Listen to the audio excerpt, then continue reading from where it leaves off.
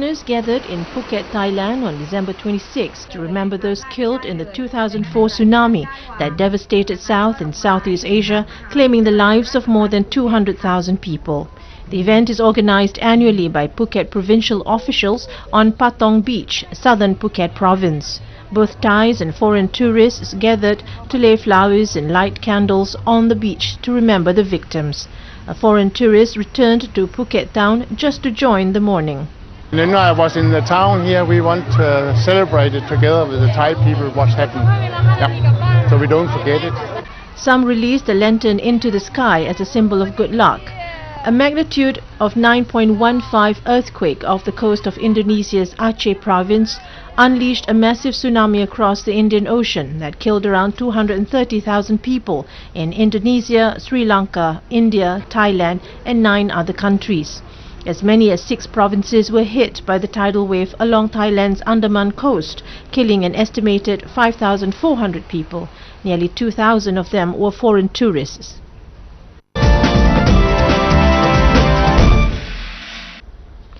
Thailand is set to become the first foreign country to use China's Beidou satellite navigation system. Despite only going live last year, Beidou, the Chinese version of the Global Positioning System or GPS, has already aroused interests around the world. A total of 35 satellites will be in orbit by 2020 to complete the second generation of the system. Thailand's Space Technology Development Agency, located 150 kilometers from Bangkok, is the country's ground station for communicating with satellites in orbit. Construction is underway of new buildings to house the engineers and technicians who will use the Beidou satellite navigation system in Thailand.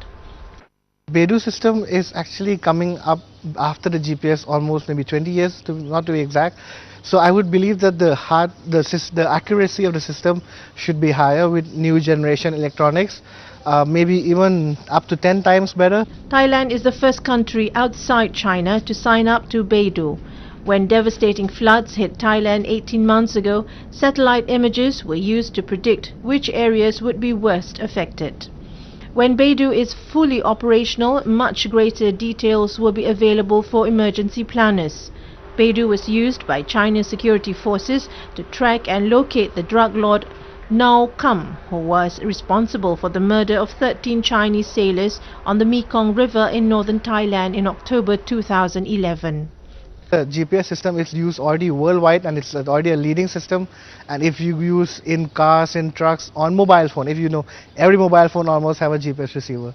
But with China now entering the world of the GNSS system, they are also manufacturing of hardware and software, so I think it also gives them room to the industry as well as to the government to showcase that they can produce high-end technology. Southeast Asian nations Laos and Brunei have signed cooperation agreements with China on the system. Beidou is at an early stage with little market penetration yet, even in China. At present, it maps countries in the Asia-Pacific region, but it will cover the whole world by the end of the decade.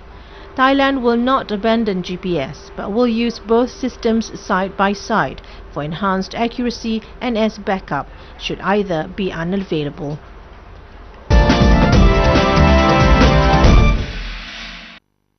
World-renowned tennis players Serena Williams and Victoria Azarenka took part in a catwalk wearing Thai silk clothes in the Hua Hin district, Prachuap Khiri Khan province recently. The fashion show was held ahead of the Hua Hin World Tennis Invitation Tournament in Hua Hin. Miss Williams and Miss Azarenka, ranked number 1 and 2 respectively in women's single tennis, took part in the Made in Thailand night with Serena and Victoria fashion show that presented garments made from silk of Pak Thon Chai district of Nakhon Ratchasima province. Thailand's former and famous tennis players Paradon Srichapan and Tamarin Thanasugan, as well as Malika Katong and Ampong Yappa, players of Thailand's female volleyball team that won the Asian Women's Volleyball Championship this year, also took part in the same event. After the show, Miss Williams said she was very impressed with her first visit to Thailand. Ms. Azarenka said Thailand was like her second home and her family often visited the country. She is very pleased to be a part of the event. Mr. Paradon said the two best tennis players' performances in Thailand should help develop the Thai tennis circle and the game should be close and entertaining. Azarenka and Williams tried beach tennis for the first time in the morning, and the activity marked the opening of the Hua Hin Open Beach Tennis Championship 2013.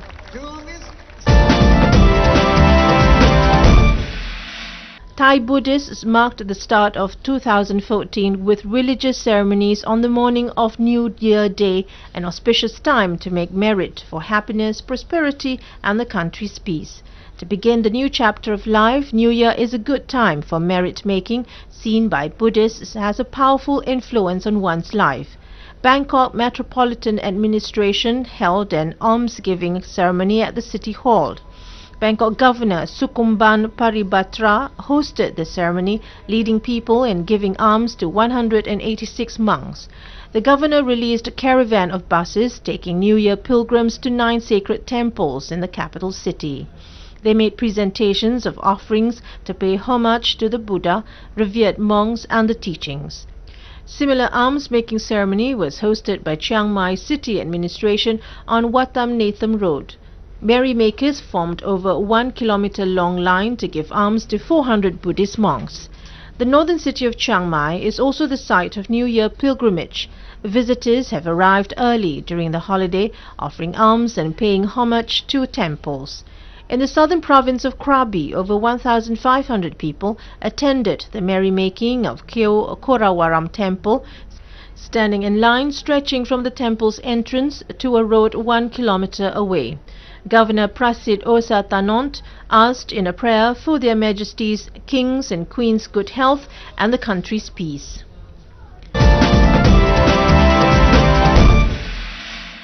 His Majesty King Bhumipol Adulyadej visited the Changhua Mun royally initiated project in Phetchaburi province to observe the progress of various agriculture experiments.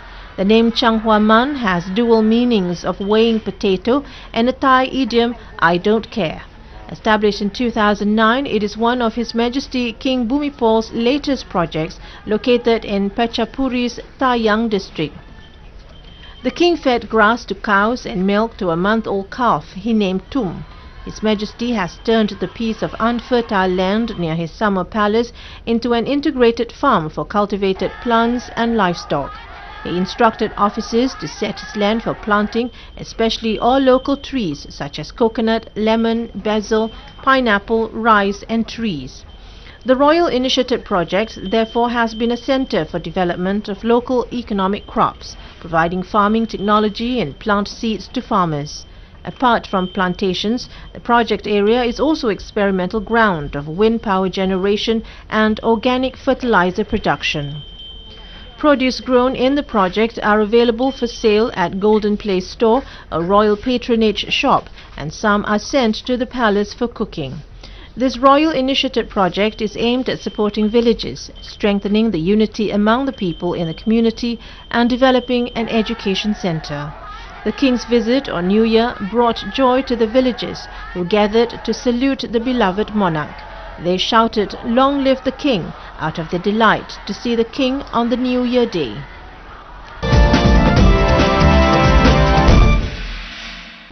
Heavy traffic lined the road to the firework-producing town of Bocaue in Bulacan province on Monday as Filipinos queued to buy fireworks to welcome in the New Year.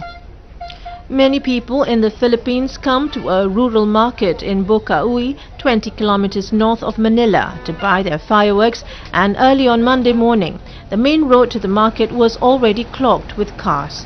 Young and old wander through the market, trying to find interesting firecrackers, rockets and other fireworks. Firecrackers are a popular way to welcome in the New Year, and Filipinos buy them each year in vast quantities.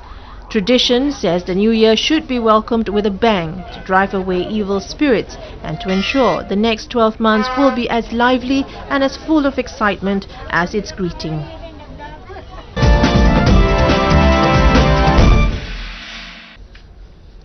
The Brunei Darussalam Girl Guides Association has organized the 4th Community Day celebration. The community work through Girl Guiding program is a follow-up to Her Royal Highness Princess Hajah Rashida Saadatul Bolkiah community program. The program is meant to raise awareness amongst girl guides on the importance of getting involved in community service work, while at the same time developing self-identity, instilling noble values and cultivating team spirit. The association's president, Her Royal Highness Princess Hajah Rashida Saadatul Bolkiah, in her speech, urged the Girl Guides Association to carry out the all-community-based efforts in a manner that suits current trends and requirements to ensure that the objectives of each activity stay relevant to the needs of society and to inject high spirit and motivation, especially among young members of the association. Her Royal Highness also stressed that there is still need for adult members of the Girl Guides Association to intensify efforts to demonstrate more prominent leadership, to shore up enthusiasm of the young members towards voluntarily devoting their energy and time to welfare and community-oriented activities, especially in programs that involve work of students. According to Chief Commissioner of the Brunei Darussalam Girl Guides Association, Dayang Hajah Siti Hafsah binti Haji Abdul Halim, the Community Day celebration was one of the annual activities involving association members vying for the Best Community Project Award, by which they could receive the Princess Hajah Rashida Community Service Award. 3 years on since the program was launched, there has yet to be a group, whether from the Brownies, Girl Guides or Ranger Guides, who can satisfy the required criteria for such an award. The association's governing committee has modified the approach format in a way that would encourage association members to run community service programs. The Community Day celebration was further enlivened with a drama performance that depicted the community work of the association members. Some 50 Girl Guides, Ranger Guides and young leaders are taking part in the present community work program, which is held at the Brunei Darussalam Girl Guides Association headquarters in Barakas. Activities lined up as part of the program include cleaning the home of a single mother in Jalan Muara, cleaning the Kampung Lambak Kanan Mosque, providing community service at Pusat Bahagia in Kampung Pulai, and sprucing up the mausoleum of Sultan Sharif Ali in Jalan Kota Batu.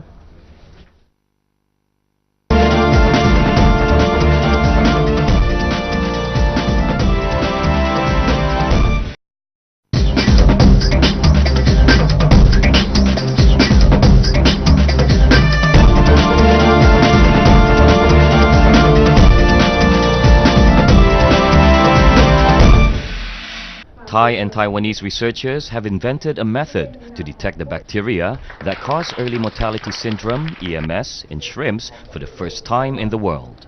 Professor Sekon Mongkulsuk, Dean of the Faculty of Science at Mahidol University, and Dr. Kanya Wim Kirtikara, Executive Director of the National Center for Genetic Engineering and Biotechnology, Biotech, recently announced the success of the Thai researcher team led by Timothy Flegel, an expert of the Center of Excellence for Shrimp Molecular Biology and Biotechnology, and a team of Taiwanese researchers. The researchers used the PCR-based method that shows a result in 3 hours. To conduct a test with the method, DNA from a shrimp stomach is placed in the PCR solution that contains the bacteria detecting primer that the researchers invent, and a result follows. The researchers did not apply for a patent for the invention to let Thai farmers and the global community use the technique to test shrimp breeding before releasing them in a mud pond. EMS in shrimps broke out in China in 2009 and quickly expanded to Vietnam, then Malaysia and Thailand.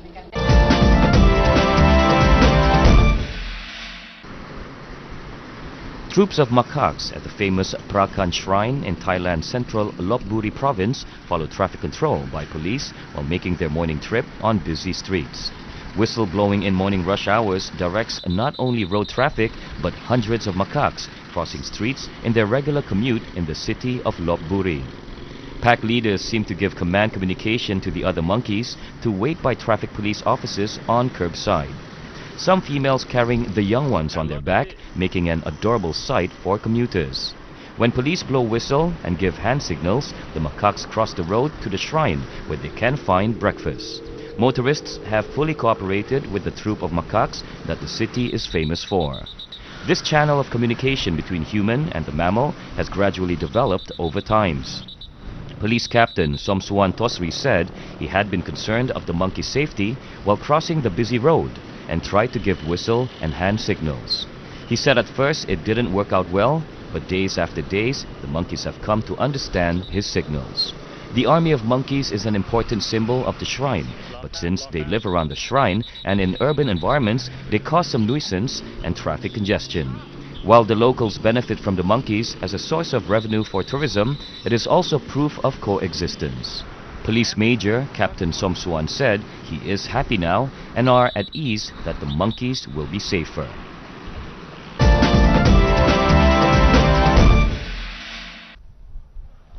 The launch of Visit Malaysia Year VMY 2014 at the Merdeka Square recently was done in all its color and splendor in the presence of domestic and foreign tourists.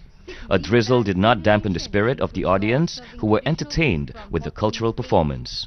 Besides a fireworks display, the audience was shown a montage of interesting places to visit in the country. Various programs were organized, including video games, 6D van simulation, and food stalls serving traditional food from 14 states. VMY 2014, with the theme Celebrating One Malaysia, Truly Asia, is held for the 4th time. VMY was first organized in 1990. Over 600 international tour packages and 1,001 domestic tour packages have been created, and over 200 major events prepared for VMY 2014.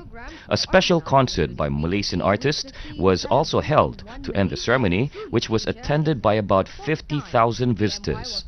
Meanwhile, Visit Malaysia Year 2014, VMY 2014, is set to offer wonderful experience with a comprehensive range of products to cater the needs and preferences of the targeted 28 million local and international tourists. Malaysian Deputy Prime Minister Muhyiddin Yassin said, besides Malaysia's natural treasures of flora and fauna, from landscapes of impeccable beauty to cultural tourism, there were also various tourism products and services that would best suit any tourist coming to the country.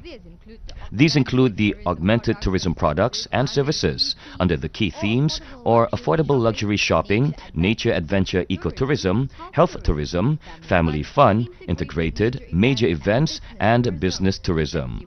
The Deputy Premier said this at the launching of VMY 2014 at Merdeka Square in Kuala Lumpur. Also present was Tourism and Culture Minister Muhammad Nazri Abdul Aziz. Muhyiddin said VMY 2014 will serve as a tool to extend the bridge of friendship and promote better understandings of various cultures and heritage. Besides socio-cultural benefits, the significance of tourism could also be underscored from the economic perspective, with hope to generate 76 billion ringgit in tourist receipts this year. Meanwhile, many foreign tourists did not miss the chance to participate in the various programs which was organized by the Tourism and Culture Ministry in conjunction with Visit Malaysia Year 2014. To Malaysia to visit your country. I heard it in the Philippines. It's a beautiful country. So I came over and I was not frustrated, and I really enjoyed it here, my little stay here. It's a beautiful country and I move around. I'm really impressed, and I think I will invite some of my friends to visit Malaysia. It's good. It's my first time in Southeast Asia, and it's very busy and lively and hot. Very good. Yeah, it's very nice here, and the people are very friendly. I feel it's strange, different. It's completely different from China. The building is very beautiful and not very tall. I think it's traditional, and people here are very kind and always smile. The positive feedbacks from the tourists is a good sign that Malaysia can and is able to attract more tourists to visit the many beautiful destinations all over the country, and at the same time making Visit Malaysia Year 2014 a success.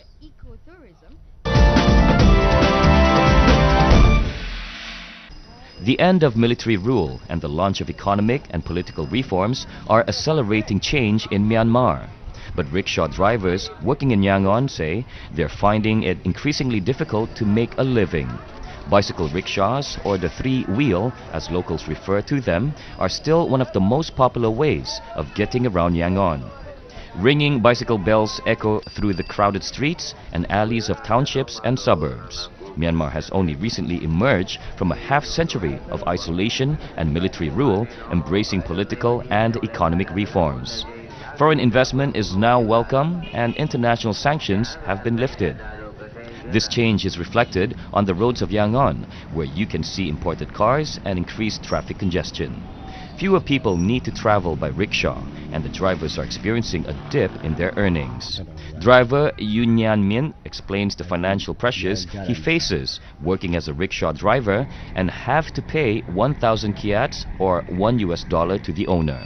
At the end of the day, he earns 5,000 or 6,000 kyats, around $6, so the family survives with what he had from it.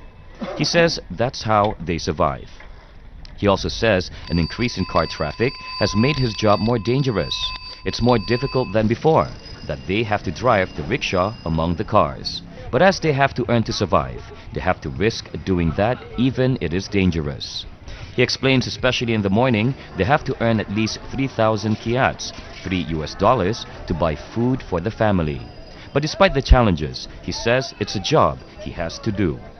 Many rickshaw drivers are said to be working illegally without a license. Few of them own their own rickshaws, with most renting from owners like Yu Tianmian. But even he is feeling the threat of financial insecurity. He says now it's not a very good business to own rickshaws, as there are many rickshaw drivers that are without a license. Aged just 19, Sithu is barely out of his teens. He rides a rickshaw to help his family survive financially. He says he has a father, mother, a brother, and himself to feed. Sithu has brought his rickshaw to mechanic Yu Kwei U's workshop to fix a tire. Kwei Yu says that new materials mean that today's rickshaws are better than before. He explains this old wheel is easily broken, and this new iron wheel is stronger and difficult to break. This new wheel is the new model. There are not many differences. The others are normal. Rickshaw driver Aung San Lin says the unpredictable nature of the business means that he doesn't have a steady income. He says the cost of living is increasing and he cannot pay all his expenses every month. Do Kihin Hinin Yi says that rickshaws can enter some alleyways that are impossible for taxis. Near around here, it's not convenient to take a taxi. They can't enter into some small streets. A rickshaw is very convenient to go nearby around here, and it's easier to enter into the small streets. While rickshaw riders are facing an uphill journey when it comes to it seems this traditional form of transport is still well used and loved on the streets of Yangon.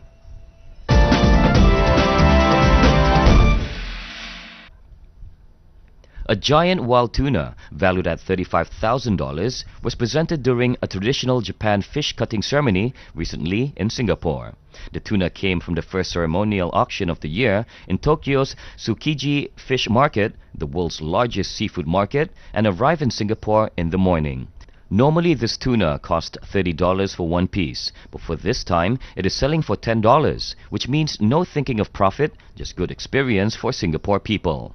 The Pacific bluefin weigh almost 100 kilograms or 95.4 kilograms and was bought by Hong Kong chain Itacho Sushi to celebrate the new year. It's the second highest quality tuna caught this season after a 230 kilograms tuna priced at almost 90,000 Singapore dollars or 7.36 million yen. Last year, the winning bid for the top tuna was a record 1.9 million Singapore dollars or 154.4 million yen. A country's history plays an important role, not only for every individual, but also to the development of the country, especially in facing current changes and development. Every record should be disclosed and disseminated to the public, and not just to those who have an academic background. The Brunei History Center has taken the initiative by providing a number of services and facilities in its efforts to raise awareness and understanding towards the importance and the requirements of history as a vital source of knowledge that should be studied and known, especially in shaping individuals infused with the spirit of patriotism. The exhibition gallery, which is open to the public, including overseas tourists, during office hours, aims to provide academicians a space to analyze primary sources linked to the development of the race and country, and encourage the public to understand and care for the country's history as a proposal that can shape behavior and ideas that are constructive, progressive, and dynamic. According to history officer Dayang Haja Siti Aisyah binti Pungut, the exhibition gallery is divided into two galleries, namely the Borneo Manuscript Collection Gallery and the Genealogy Gallery. The genealogy contains the genealogy of the sultans of Brunei and also countries linked to Brunei history. The Borneo Manuscript Gallery contains a collection of manuscripts on the history of Brunei as early as 1848 until 1968. The Brunei History Center also provides a library service. The library, which is open to the public, specifically history researchers, provides reference materials such as books that are rare and are no longer in publication. Most of the books in the library are aged 25 years and above, comprising books of Brunei Darussalam's history. Apart from referring to books at the library, the public can also buy books on Brunei's history at the bookshop in the vicinity. The bookshop is open during office hours and sells books published by the History Center. Among the books are Journal Darussalam and Pusaka, as well as history books written by local authors.